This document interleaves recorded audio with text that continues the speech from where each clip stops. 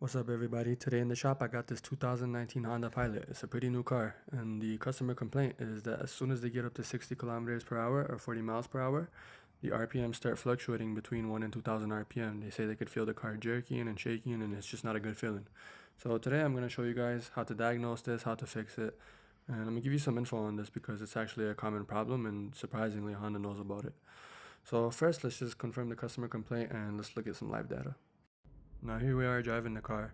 Watch the tachometer. As soon as I get to 40 miles per hour, you'll see it going between the 1 and 2 marks. And it looks subtle on camera, but trust me, the drivers can feel it.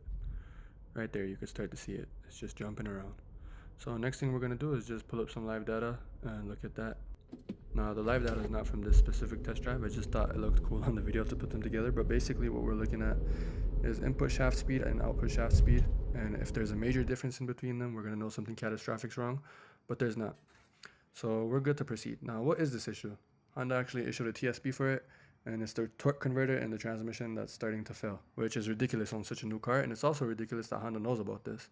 What they recommend in the TSP is that you drain and fill the transmission 3 times, and that should solve the issue. Now, in my opinion, what causes this issue is a combination of a weak transmission, a heavy vehicle, a powerful engine, and also the VCM technology that Honda uses. It's variable cylinder management, and it pretty much disables one bank of the cylinders, turning the car into a 3-cylinder. And when that turns on and off constantly, it's really rough on the transmission. So what I'm also doing for this customer is installing an SVCM, which is a VCM disabling device, and you'll see that later. So let's go ahead and pop the hood. Let's get started. At the top of the engine, well, not at the top, but it's in the engine bay, it's buried in there. But that's the transmission fill tube and also the dipstick. So just fish in there, grab that out, and we'll get started.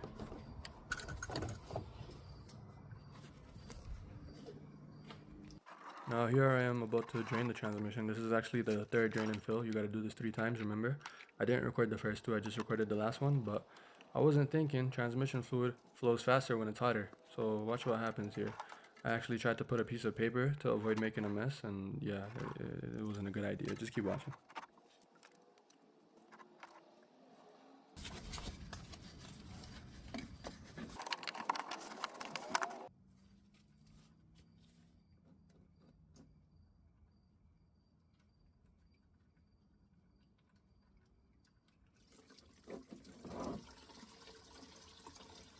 Yeah, I definitely felt like an idiot for that one. But anyways, you have to do this procedure 3 times, and in between each drain and fill, you have to let the transmission get up to temperature, shift through all the gears, and while the car is on, just check the fluid level, take the car on its test drive, and then come back and refill it again. For the first 2 drain and fills, you could reuse this crush washer, but on the 3rd one, change it out. Yeah, I know, it's a copper crush washer, whatever, shut up, it'll be fine.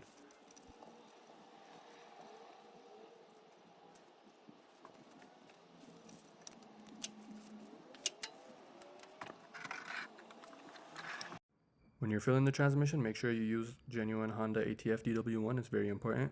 And you're also going to need one of these long fill funnels because you saw the fill tube was way down in the engine bay.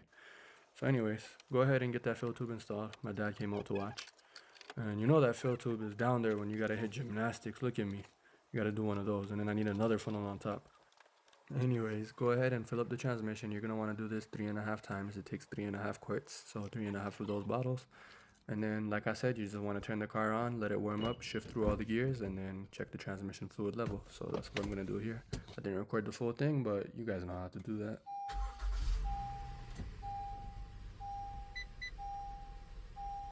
Alright, so I did the 3 drain and fills, and like I said, I'm going to install the SVCM device for this customer. The SVCM device is pretty simple the way it works. All it does is just intercept the coolant temperature sensor signals to the ECU, and that way the ECU is below the threshold of being able to enable VCM. And it doesn't affect fuel trims. It's a pretty cool device. It has protection for overheating too. So let me know if you guys want a full-length video on the installation. I didn't record much here, but yeah, right now I'm just cleaning up the wires, zip tying it. It's a pretty simple installation. So let me know if you guys want a full-length video on that.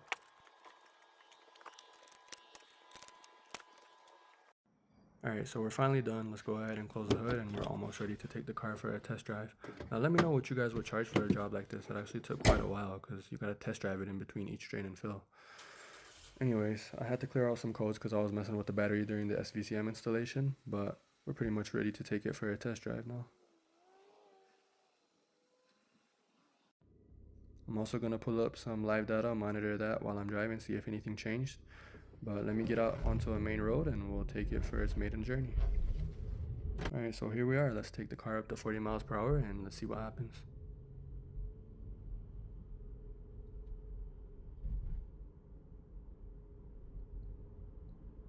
We're at 40, let's wait for the upshift. There we go, look at the RPMs. Rock steady, absolutely no fluctuation. Car is driving smooth as butter.